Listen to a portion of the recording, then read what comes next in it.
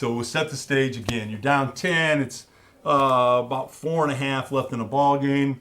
I see 50 come in. I know you're a freshman. What did Coach Lewis, you'd missed 3 now, what did Coach Lewis say to you when you came over to the bench? Well, we fouled, I think it was Booth. And Okay. so Coach called me over, he waved me over to the bench, and I'm like, what do you need, Coach? And he's like, just keep shooting. You'll make it. You'll one of the best shooters here. You'll make it. And so I kind of still had that little hesitation once I got the ball, but then I heard Dante Ellison just yelled at me, yelled, shoot it. And so I took a nice shot at it, and that's my first make. Yeah, did that feel good when you let it go? Yeah. Did you know that when you let that one go, that it was going to go down? Yeah, it felt good, but the first 2 felt good too. But it was nice to see that going. And when you shoot them, John, you got that rainbow thing going. Have you always had the high arcers? It had a pretty good arc on it. Yeah, I haven't since I've only shot. My first 3-point shot came in 7th grade, I think. Yeah. And I still wasn't a 3-point shooter. Last year was the first year that I really developed the shot because I was always tallest guy in the team. Yeah, so you're second playing tallest inside. guy. Yeah. You've helped your team crawl back into this game. You have a chance to win this game now. Yeah.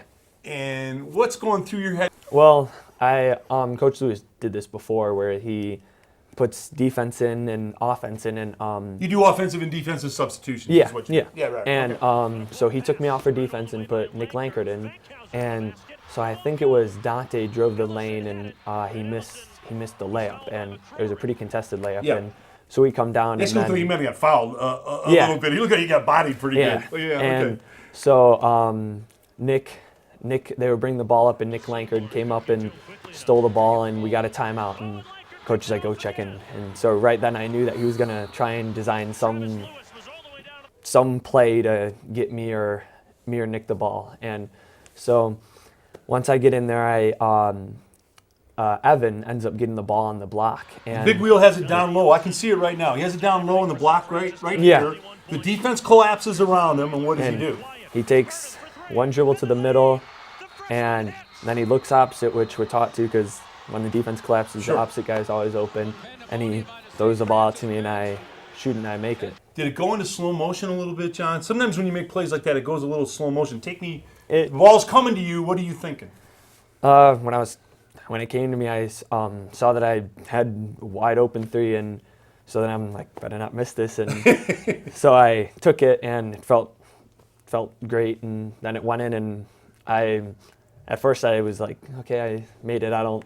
We didn't have a timeout of that, and Right. so I run back on defense, and I can't let him get a shot off because we were only up by 2. So Sure. And there was I think like 7.2, 7.3 seconds left. That's exactly right. And the coolest thing of the whole thing to me, John, was the way your teammates celebrated with you.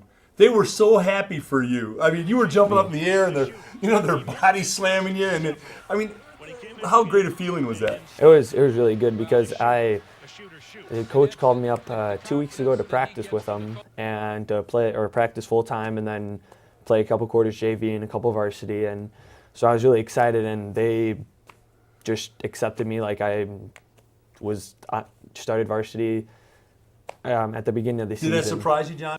A little bit, but Coach Lewis, he was very good with incorporating all of us, and because he had a trip at the beginning of the year where varsity and a couple freshmen, 3 freshmen, and 2 sophomores, Kevin McVicker and Devin Beal, we went to Dayton with them, and so we all kind of had a team feel, and